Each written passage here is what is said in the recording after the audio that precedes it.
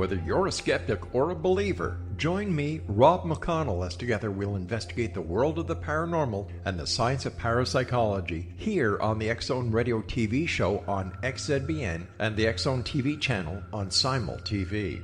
Since 1990, the X-Zone Radio TV show has been the place where people dare to believe and dare to be heard. Together, we'll investigate UFOs, aliens, ghosts, Bigfoot, psychic phenomenon, lake monsters, conspiracy theories, government cover-ups, the truth embargo, alien abductions, ESP, haunted locations from around the world, and so much more. With over 28 years of broadcasting and more than 4,500 individual guests, the X-Zone is truly a place where fact is fiction and fiction is reality, as evidenced by the credibility, integrity, and professionalism of the guests that we bring to our international audience. If you have seen a UFO, had a close encounter, seen a ghost, Bigfoot, lake monster, or a story that you would like to share or have investigated, contact me, Rob McConnell, by sending me your email to xzone@xzoneradiotv.com, or you can call toll-free 1-800-610-7035, extension 143, and on Skype, X-Zone Radio TV. For more information on the X-Zone Radio TV show with yours truly, Rob McConnell, visit www.xzoneradiotv.com or www.xzonetvchannel.com or simultv.com and xzbn.net. Until next we meet here in the X-Zone from our broadcast center and studios in Hamilton, Ontario, Canada, always remember, X-Zone Nation, keep your eyes to the sky and your heart in the light.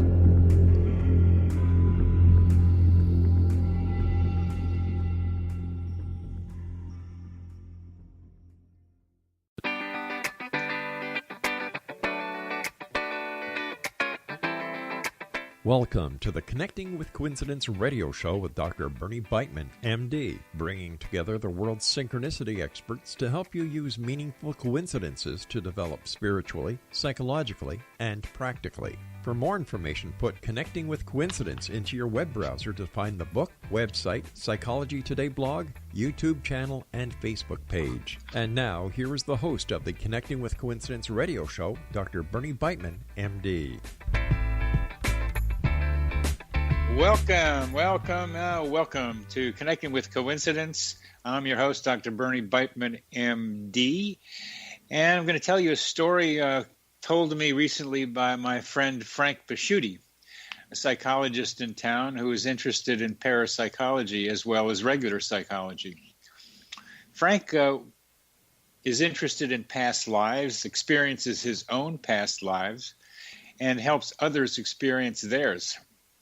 He decided he wanted to make contact to the disembodied mind of Carl Jung, using methods suggested in his Rosicrucian monthly study materials. In his meditation, he uttered sounds including Om, intended to resonate with the target of his intention. 5 days later, he talked with his cousin who had read Frank's new book about spiritual emergencies. In the book, his cousin mentioned that Frank had made many references to Jung, and so they started talking about Jung, and they talked about Jung's book, Psyche and Symbol, which each of them had read about 45 years ago, and how each of them found it too dense and unfathomable at first, but a number of years later, after much reading, they each picked it up again and was much more understandable. They both had the same experience with that book, but only 45 years later were they telling each other about it. So that was a contact with Jung. 2 days later, Frank's office mate, Russ, called him into his office, and they are both in private practice in psychotherapy in the same small building. And Russ said, "Hey, Frank, you're into Jung, aren't you?" And Frank said, "Yes." And Russ said, "Well, one of my clients gave me an autographed picture of Jung, autographed by Jung, and asked Frank if he wanted it." And Frank said, "Of course." And now that photograph is in Frank's office. Now, how did that happen? Well, we'll discuss that with my guest today, who is Marieta Pehlivanova, who is a junior researcher in the Division of Perceptual Studies at the University of Virginia. Marieta's work at the division focuses on near-death experiences, children reporting past life memories, as well as other unusual experiences. She holds a PhD in experimental psychology from the University of Pennsylvania and a bachelor's degree in statistics from American University. That's a great combination, statistics, parapsychology. Prior to her academic work, she pursued a career as a statistician in medical research. In addition to her academic interest in human consciousness phenomena, Marieta is also interested in personal exploration, including active experiences at places like the Monroe Institute, which is just south of Charlottesville. Marieta, welcome to the show. Bernie. Well, I'm glad to finally get you on this thing, I'm glad we're making it happen. It was great talking with you about probability in your office. That was such a great lesson in Bayesian statistics that you gave me, and I hope maybe we'll be able to talk a little bit more about that today too. But what do you think about Frank's story? For your audience here, I'll say that I do know Frank Prosciutti through the Division of Perceptual Studies. So I think that story is fascinating. And in general, my opinion on synchronicities is that they have a highly personalized meaning to the person. So I think this occurrence of the several coincidences discussing the book with his cousin, and also importantly getting that autograph photo, was pretty amazing. And it's really hard to say how did that happen and how unlikely is it, but it's clear that it had great personal significance to Frank, and it was in direct response to a plea that he had made. I think even without getting into the probabilities, we can, we intuitively know that the likelihood of, especially him getting the autographed picture out of the blue, was pretty low. But again, more importantly, it had great personal significance for him. The personal significance probably was that it confirmed his ability to somehow attract to himself the Jungian idea. I think that's... Yes. Yeah. And like I said, it was even more meaningful that it was in response to this quest that he was on with a specific intention to connect. Yeah, that specific intention. What do you think about intention and connection here? I think it's very important. I mean, I wouldn't say this is a mere coincidence of an improbable event happening at the same time with a different event. I think the fact that he had the intention of connecting, I think adds a whole new layer to the experience. Yeah. And it's not something that is going to mean that much to outsiders. I mean, you and I are interested in these things, so we might say, yeah, it's a pretty fascinating story, but to him, it's even more meaningful. To an outside observer who, maybe their belief system does not really include anything along the lines of the importance of synchronicities, that might appear just a mere coincidence without a lot of meaning. But to a person who is in it, this can be extremely powerful. That's so important when we talk about probabilities, the difference between the perception of probability in the person experiencing it and the perception of probability to an outsider. The range of perceptions of the outsider would be much wider, as you're indicating. I mean, some people like me say, "Hey, Frank, maybe you got something here." I mean, maybe this does say there's something about intention. Maybe it's not just correlation, but it's like something like explanation or even causation. It supports the general idea that intention has a lot to do with making stuff happen. Or somebody else might say, kind of like what you said, is like, oh, it's just something that happened. So there's a range from the outside, but the inside person is more likely to make the probability lower than we on the outside might view it to be. Yes. But I think beyond any discussion of probabilities or even how did that happen, from my point of view, and I'm not speaking as a statistician, I'm speaking as a person who's had a lot of my own synchronicities and coincidences and is fairly interested in these things. I think the most important question is, what does that do to the person? What does that mean to him, and what is he going to do with that synchronicity? I think that's the most important question, and obviously that's a question for the experiencer themselves. Well, that's the psychologist in you doing that one. How does it transform the person? And what it did for me, if I were Frank, but I'm not, but if I were, it would mean, am I making steps closer to contacting the disembodied mind of Carl Jung? Mm-hmm. And the reason I say the personal significance is the most important thing is that, we cannot really say, is he connecting to the disembodied spirit of Carl Jung, or is something else happening? That is not, empirically speaking, that is not something that we could specifically verify. But we do know that this is a confirmatory event on his quest to further pursue and study Carl Jung. Yes, we do know that.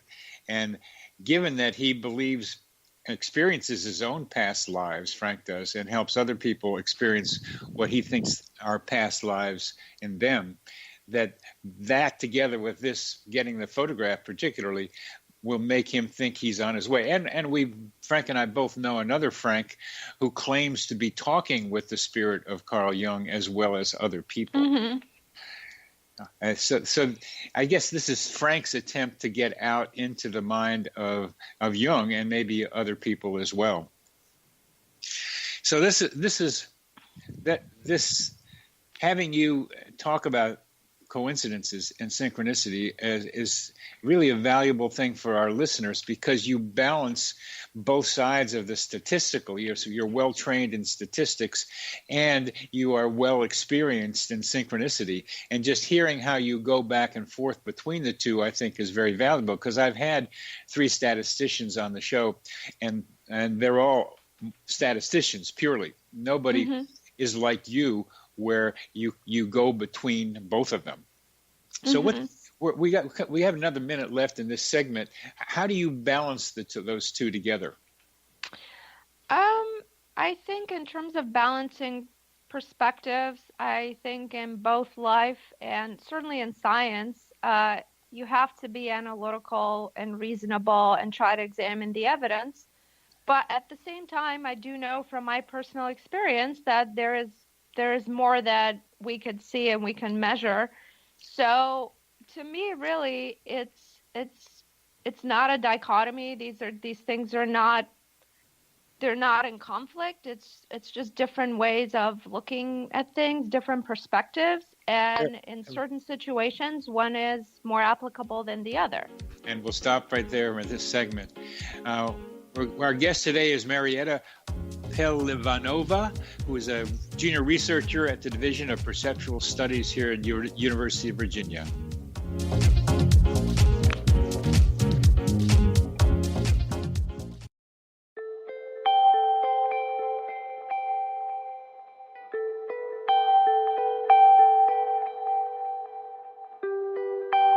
It's hard to listen to the news without realizing we're living in volatile, unprecedented times. Yet never has there been such an opportunity to transform the human condition. As old structures fail, where can we find the guidance to co-create a better way? Find Your Path Home is an ever-evolving, leading-edge information, education, and healing resource center designed to support and guide you on your path to unity and enlightenment.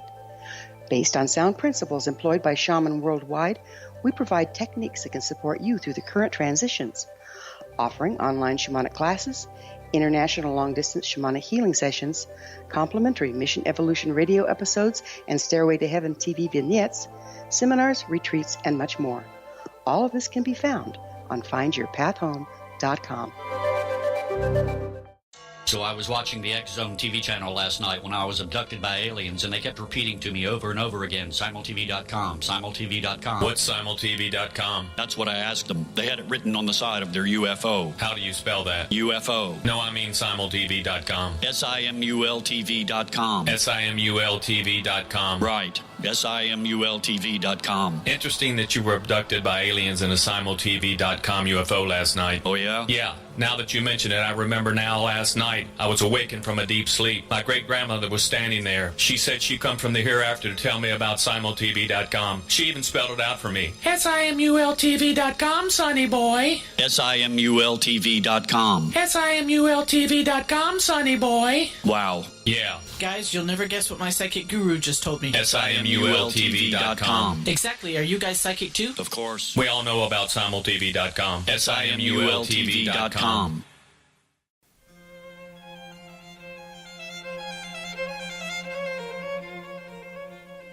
Welcome back to CC with a VB. We're talking with Marieta Pehlivanova, and we're getting into the wonderful balance or contradiction or synthesis of probability and personal experience with synchronicity. As you were saying, Marieta.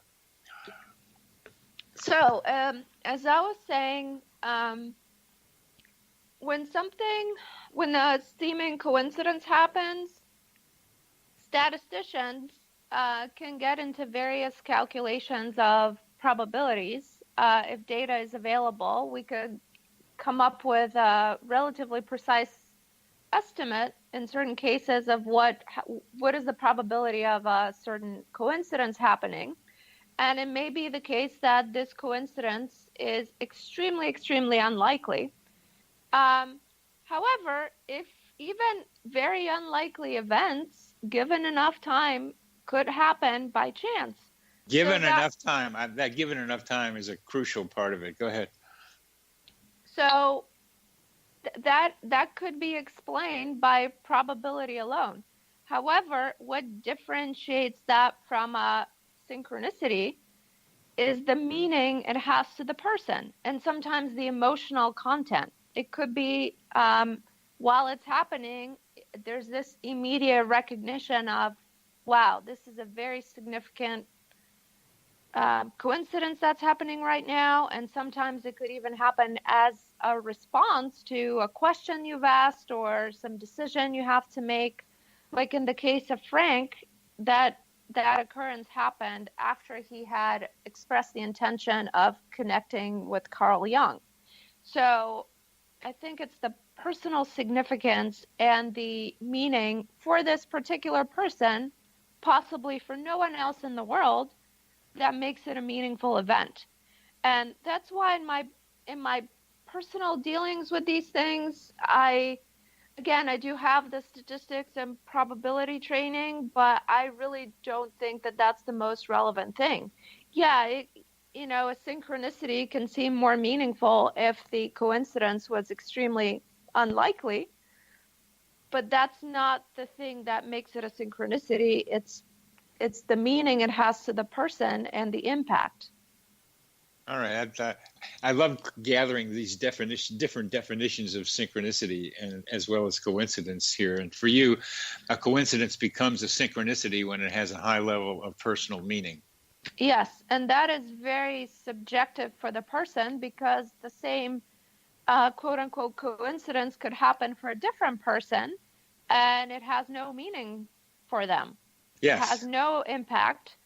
And that happens a lot because, how you perceive these things also depends on your belief system. Whether you perceive them also depends on your belief system. Because I've had plenty of people tell me stories, and I'd say, well, that was a coincidence. And, oh, yeah, was that? I mean, they didn't even think about it. Yes.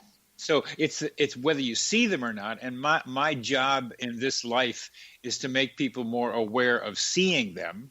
And that's what I'm doing. And then after you see them, your belief system creates meaning for you or influences how you the meaning for you. Yes, and this brings me back to my earlier point that for me, the most important thing surrounding synchronicities is what does it mean to you? Mm-hmm. Not think so that much what does it mean to other people or what does it mean about low probability events. I think the most relevant question is what does it mean to you and what do you make of that? Well, I want to see if I can get you into this low probability question because it looks like a razor that you can go either way with. But see what you think about it, because as you mentioned, statistics can allow for low probability events given enough time. I think it's a line that maybe we'll get back to. If an event happens, statisticians like to say it had to happen because something had to happen. So it happened. Well, if it happened, if it didn't happen, you wouldn't have even the opportunity for a coincidence or a synchronicity. So you have to be able to say it happened. Whether it's a low probability event or not is my question. When it is a low probability event, that seems to me not just a statistical thing that statistics can say has to happen because it did happen, but it indicates the possibility that there is an explanation lurking underneath that experience. There's a way of understanding reality a little better because Frank got that picture from his colleague. Yes. Tentative, yes. Go ahead. I mean, it could certainly, it certainly can create more questions like where is this coming from? Who is causing that? But again, and these are fascinating questions. I just think they're less answerable than what is the impact to you. They are definitely less answerable.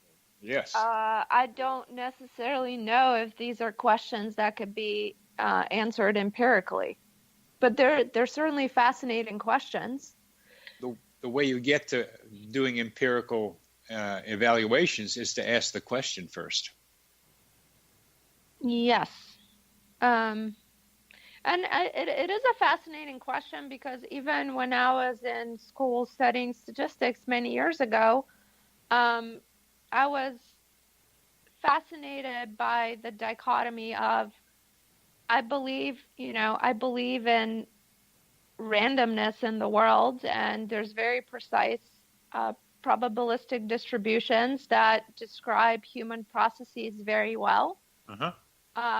And within each of these processes, there's a lot of randomness. So we know the process is going to follow a certain distribution. So, for example, a big one is height following a normal distribution. Yeah. But yet within that, we cannot predict who's going to be on the high end, who's going to be on the low end. And same with diseases. We know that certain diseases have certain statistics of occurrence within a population. However, when it happens to a specific person, we could say, yes, that's expected to happen based on the distribution of this disease. But it's also fascinating that it happened to this particular person and it changed their entire life. Right. And it's really not, it's a question that's fascinated me, but I certainly do not have an answer for it. And all these years later, I am still at the point where I can notice this dichotomy and still say, well, I don't know. Yeah. And I'm in this curious place where I take these events that are low probability and wonder if I can collect enough of them, and am I pointing to some possible explanations? How do you think you could go from the collection of events to an explanation? The simple one is the coincidences that you are studying. The past life studies that you're part of, even the telepathy studies that you may be involved with, start off as looking like coincidences. If somebody thinks something and somebody else is thinking the same thing, we begin to call that telepathy. And that starts off as a coincidence, but then we start speculating about how that might happen. So we come up with the word telepathy to describe it, and then we try to understand how telepathy works.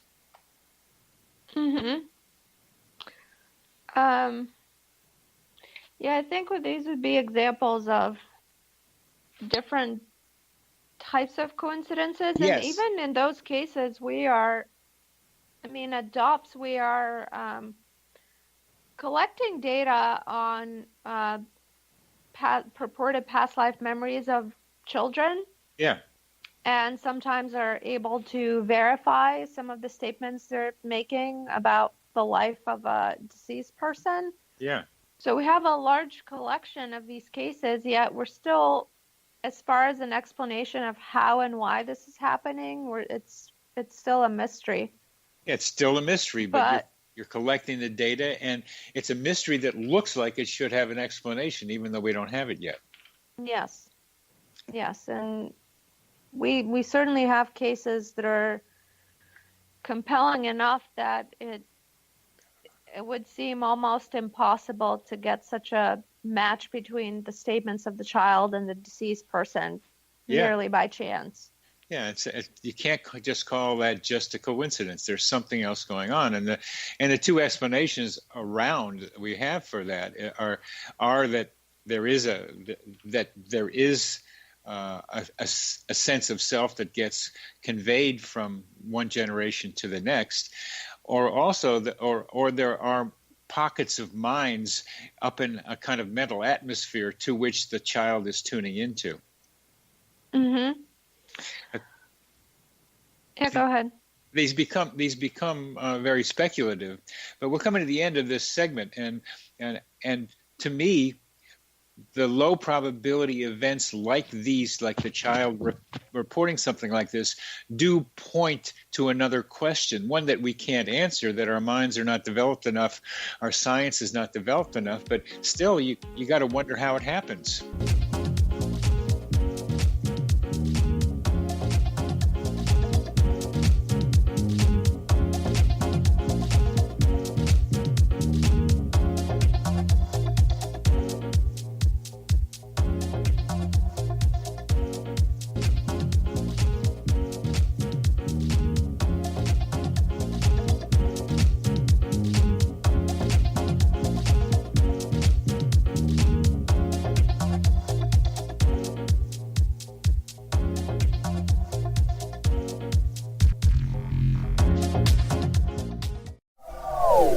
They are here, and they've been here for thousands of years, making their presence known in the shadows. They might be seen by a lonely motorist on a deserted road late at night, or by a frightened and confused husband in the bedroom he is sharing with his wife. But who are they? What do they want? Why are they here? Perhaps most concerning, has the government been aware of their presence all along? The new book by L.A. Marzulli, UFO Disclosure, the 70-year cover-up exposed, delves into the world of UFOs. Can full disclosure be soon? Order now and receive a free hour and 37-minute DVD on the UFO phenomenon. UFOs are real. Get both the book and the DVD, a $40 value, for only $19.99. To order your book and DVD today, go to lamarzulli.net. That's LAMARZULLI.net.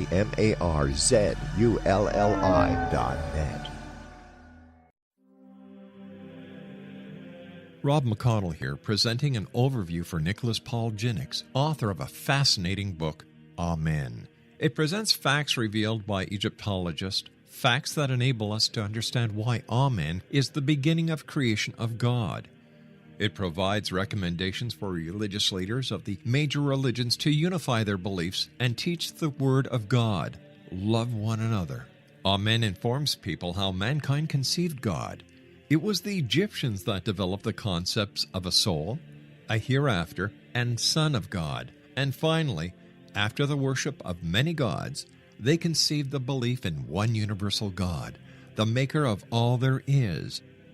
For more information, visit www.futureofgodamen.com. That's www.futureofgodamen.com. You have heard of the X Zone? Now watch it on Simul TV, plus 500 video games, live TV channels, free video on demand, worldwide, and more. Does this sound like tomorrow's television? Well, it is, but you can have it today, right now. It is Simul TV. Simul TV offers what the others only wish they could provide. 15 exclusive channels like X Zone, sci-fi, and horror. We are worldwide. No other provider offers that. 500 built-in video games. No need to have an extra expensive system. We have them included. Free video on demand. Live streaming events from around the world. Interactive online network, and much more. Tomorrow's TV today. Simul TV. Sound too good to be true? Well, it's not. You can have Simul TV today. Sign up at simultv.com. Do it today.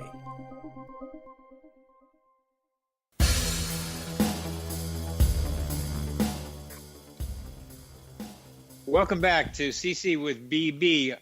My guest today is Marieta Pehlivanova, and we are talking about statistics and coincidences and synchronicity. And Marieta, please tell us one of your major coincidences in your life. So a big, and again, I call it more of a synchronicity because it has tremendous impact, was how I connected with the Division of Perceptual Studies. So I'm going to start way back. So many years ago, I had decided that I want to get involved in parapsychology. I've always been fascinated with these things, and I also wanted to study these phenomena from a scientific perspective. And that was one of the main reasons that I wanted to go to grad school. So back in 2015, at the time I was about a year away, or I thought I was a year away from finishing my PhD. And at the same time, I was starting to think about how could I get involved in this work. And for your listeners who don't know, there are very, very few professional opportunities for that kind of work, especially in the United States. Yep. So I had started this Google document with just listing a few places for such jobs, and the Division of Perceptual Studies was one of these places. Around the same time, I was planning on doing a program at the Monroe Institute, which is an institute for gathering your own experiences and altered consciousness. It's around Charlottesville. I think it's about 30 miles from Charlottesville. And I had been coming here for many years, anytime I got a chance, basically since 2010. So in 2015, I had decided early in the year that I would attend one program at the Institute. And they have different programs centered around different topics. So around February or March of that year, I looked at their program for the year, and just purely based on intuition, I picked a particular program in August to attend. And now, your intuition in this is so vital as part of your story. Yes, so, and I have learned over the years to just go with it and trust it. And in this case, you'll see why. Yeah. So I was just drawn to this program in August and signed up right away. And so shortly thereafter, this intuition started getting a little bit more specific, and I just felt like I needed to be at the Monroe Institute for that particular program because I was going to meet someone who was going to be important on my life path. Could you tell us what your experience of that intuition was in a little more detail?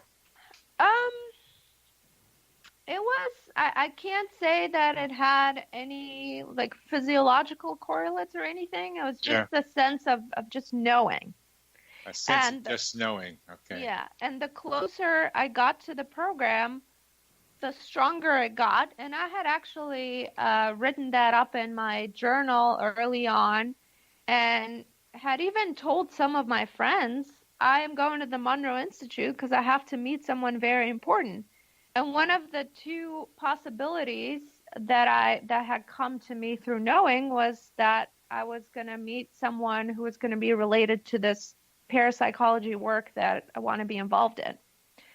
So anyway, fast forward to August. By that point, I'm right about to go to that program, and on my way back, I had taken the train and bus from Philadelphia down to Charlottesville, and I just had this knowingness that I'm going there and I'm going to meet someone important. It was very, very strong by that point. So I ended up meeting you in these programs. You meet the other participants and the trainers the first night, and it was a group of about 17 people, and I met them and I got to know them over the next couple of days, and I was having a great time, but I didn't feel like I had met this person that I was supposed to meet. And then midway through the program, one of the trainers said, this evening we have a visiting professor from the University of Virginia who is going to give us a presentation. And immediately in that moment, I knew, okay, this is the person I'm supposed to be meeting.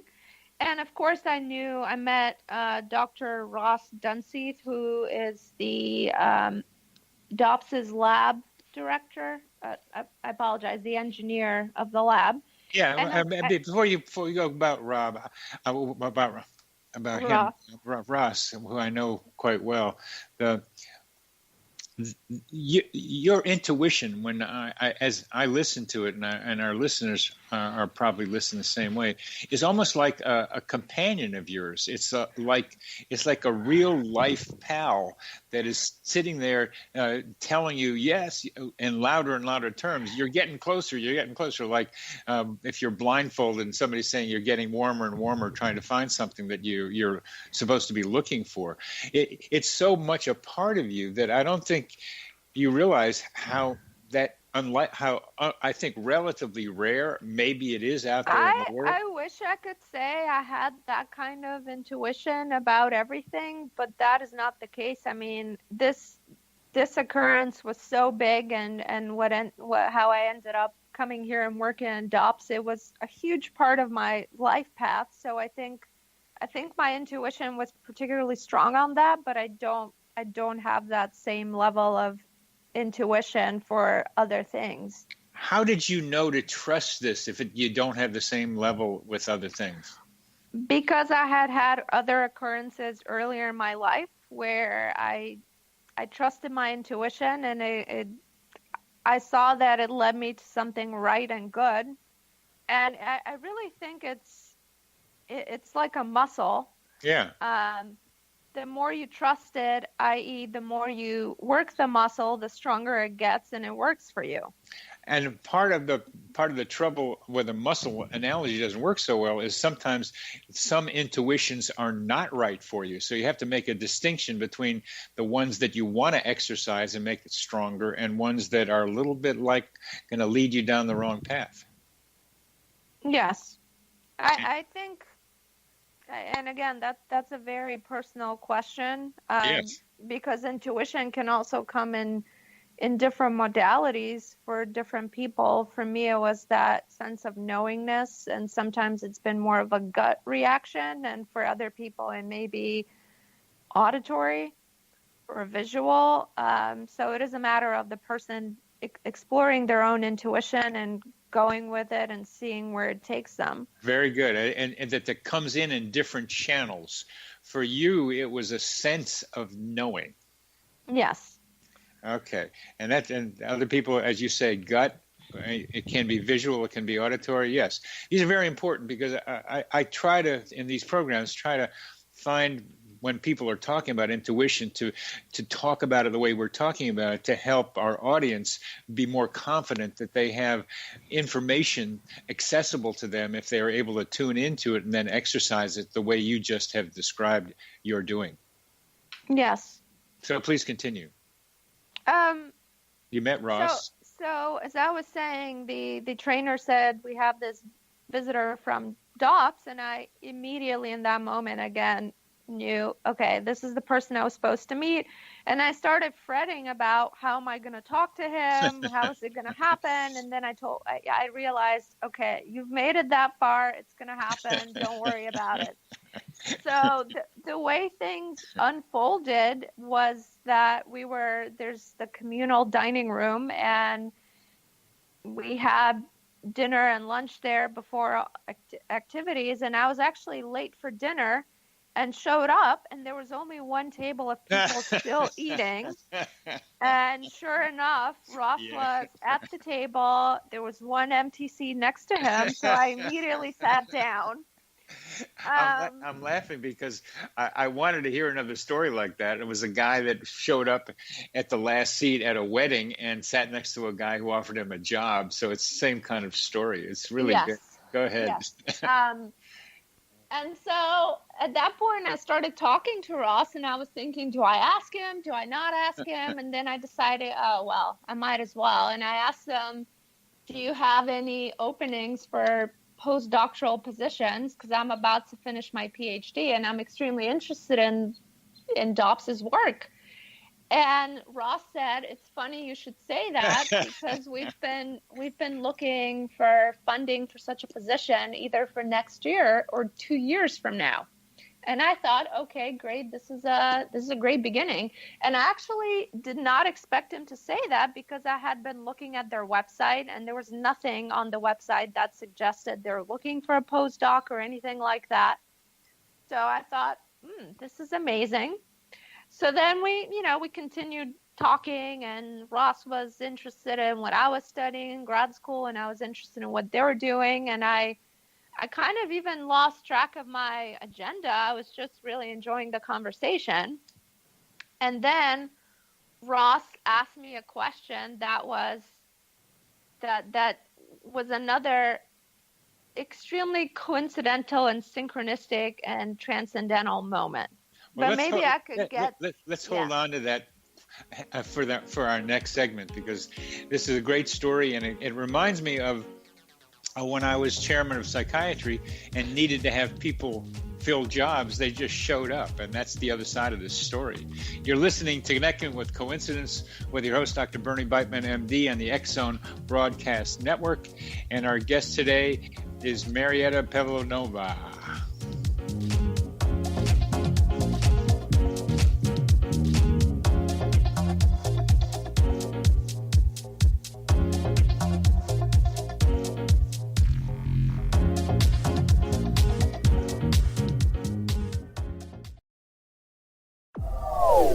They are here, and they've been here for thousands of years, making their presence known in the shadows. They might be seen by a lonely motorist on a deserted road late at night, or by a frightened and confused husband in the bedroom he is sharing with his wife. But who are they? What do they want? Why are they here? Perhaps most concerning, has the government been aware of their presence all along? The new book by Eli Marzulli, UFO Disclosure, the 70-year cover-up exposed, delves into the world of UFOs. Can full disclosure be soon? Order now and receive a free hour and 37-minute DVD on the UFO phenomenon. UFOs are real. Get both the book and the DVD, a $40 value, for only $19.99. To order your book and DVD today, go to lamarzulli.net. That's LAMARZULLI.net.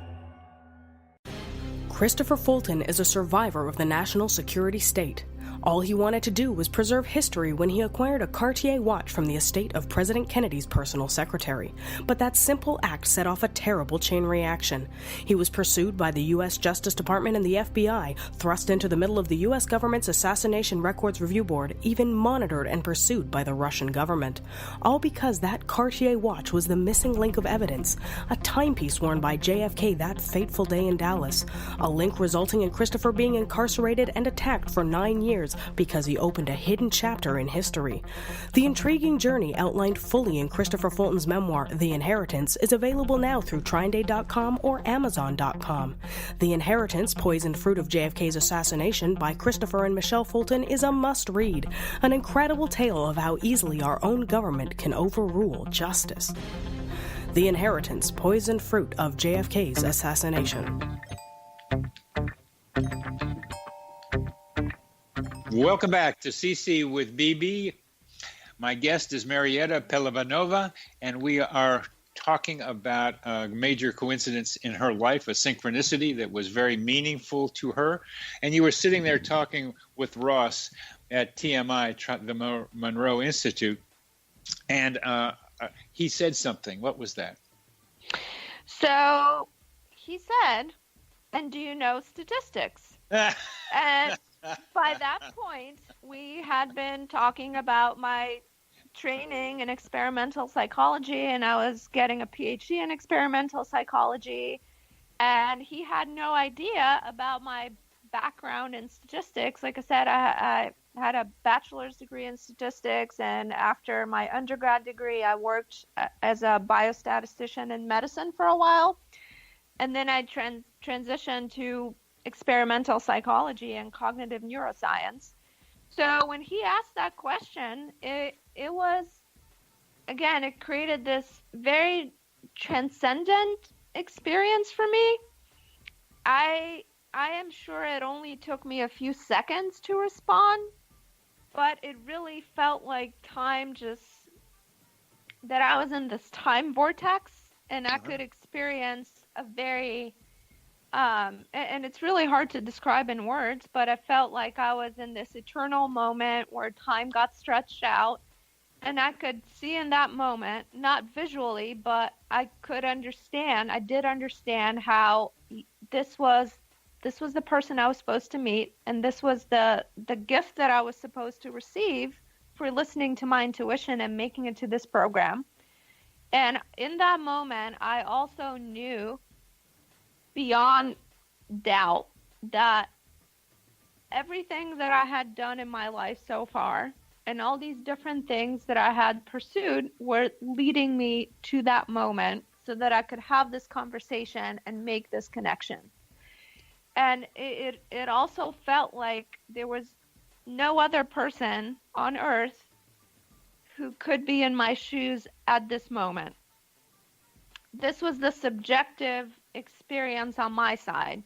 And again, we could get into probabilities of how likely is it that I would have made it to this specific program and that Ross would have been there, but really it doesn't matter. What matters is that I knew the impact it had on me and my further career development. And so it only took me a few seconds to respond, and I said, yes, I do know statistics, and I told him about my background, and at that point, Ross was extremely excited, and he was saying, we should put you in touch with our director. And basically he took my contact information, and I think that was Wednesday night, and on Monday he had already put me in touch with Dr. Ed Kelly, who is the director of the lab portion of DOPS. And another very interesting element is that in that Google Doc I had for jobs in parapsychology and consciousness, I had listed Ed Kelly as my person to contact within DOPS, not Dr. Jim Tucker, who was actually the director of the whole operation. So I thought that was another interesting coincidence. And so the following week, I had already connected with Dr. Ed Kelly. They invited me down to visit at the end of 2015. I came down to Charlottesville to visit DOPS and then kept in touch with them.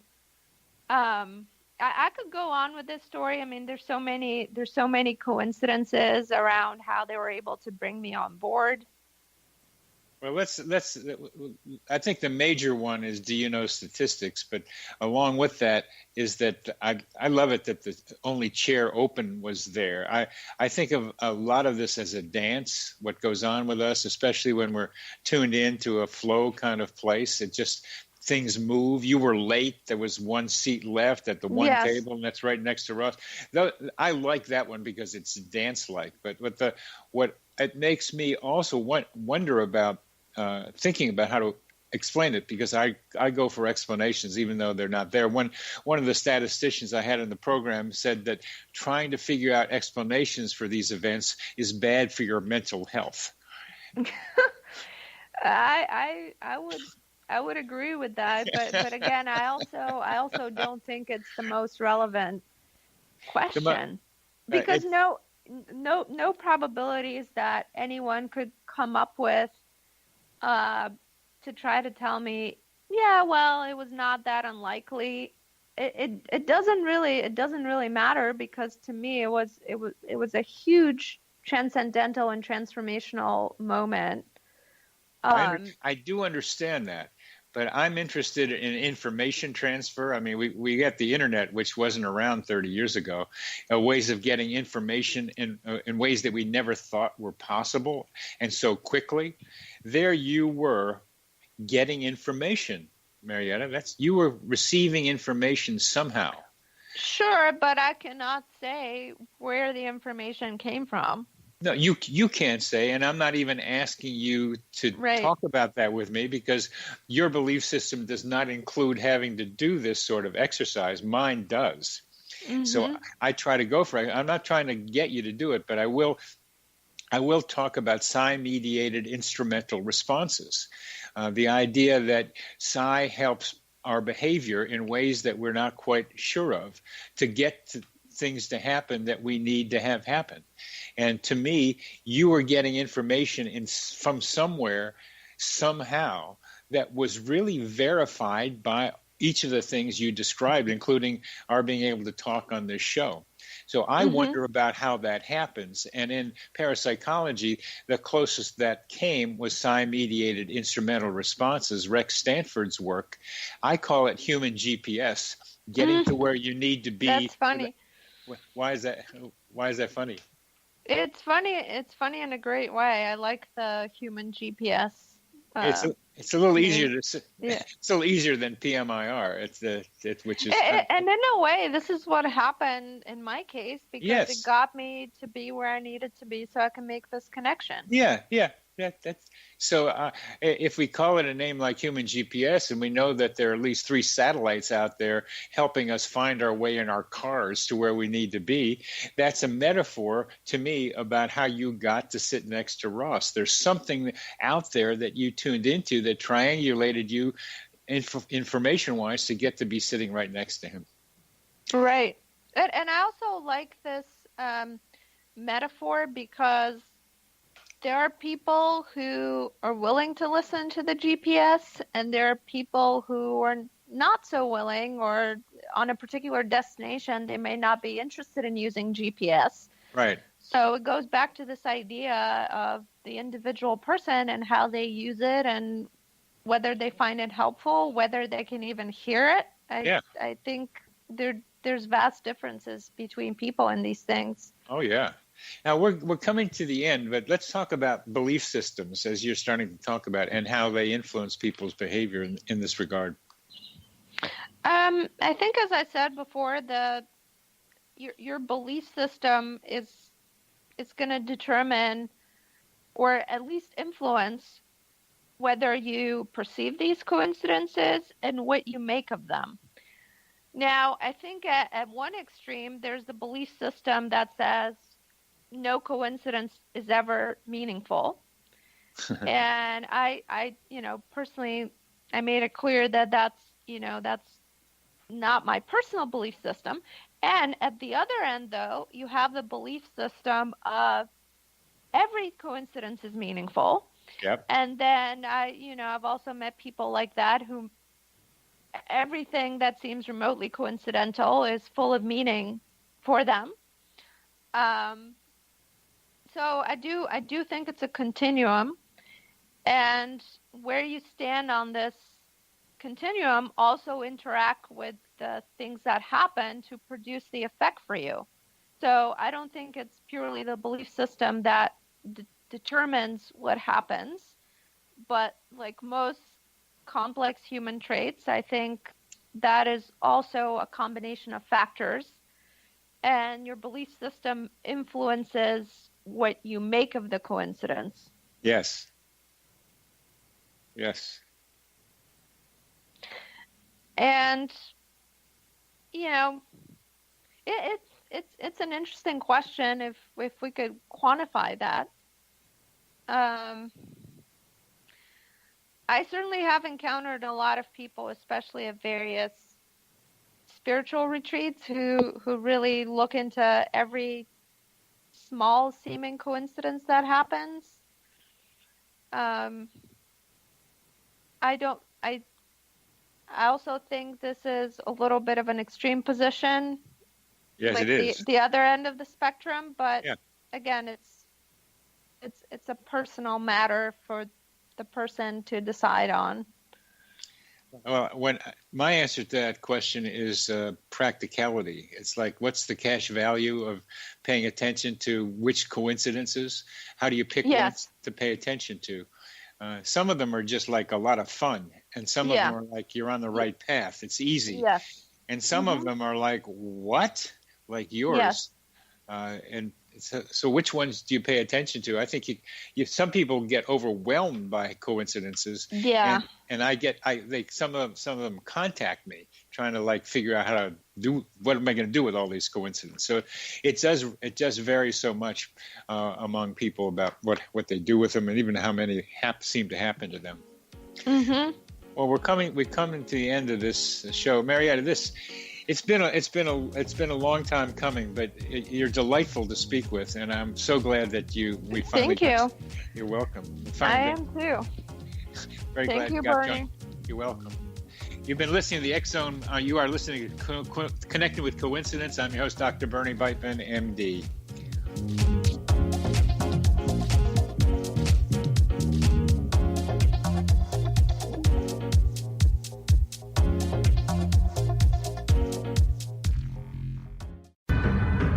If you are looking for a safe, zero-calorie natural option to the harmful artificial sweeteners on the market today, Just Like Sugar is what you're looking for. Just Like Sugar is a wonderful natural alternative for those health-conscious people who choose a calorie-restricted diet with a great, pure, sweet flavor that tastes just like sugar. Just Like Sugar is a great natural option for people suffering from diabetes and may be useful in restricted diet programs where standard sugars are not allowed and does not cause a laxative effect of some other sweeteners.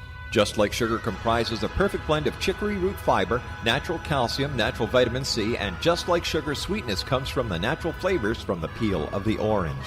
Just Like Sugar is a natural alternative to harmful artificial sweeteners and will change the way that you believe all natural sweetener products taste.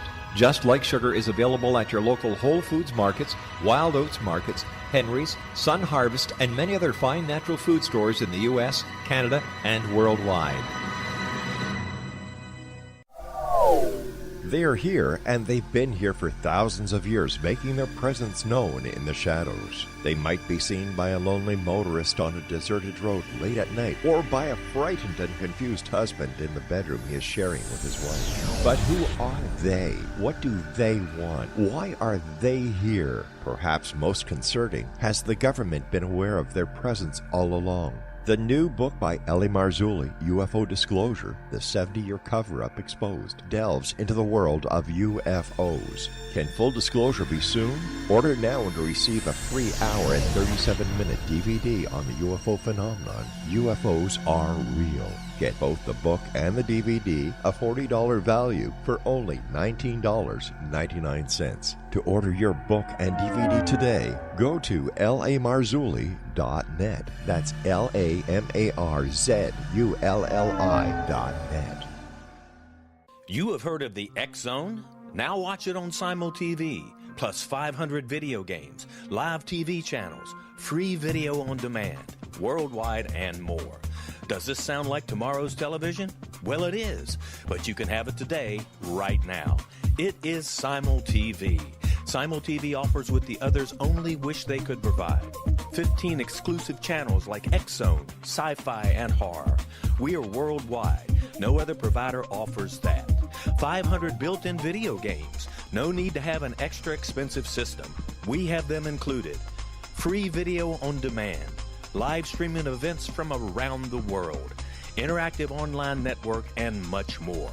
Tomorrow's TV today. Simul TV. Sound too good to be true? Well, it's not. You can have Simul TV today. Sign up at simultv.com. Do it today.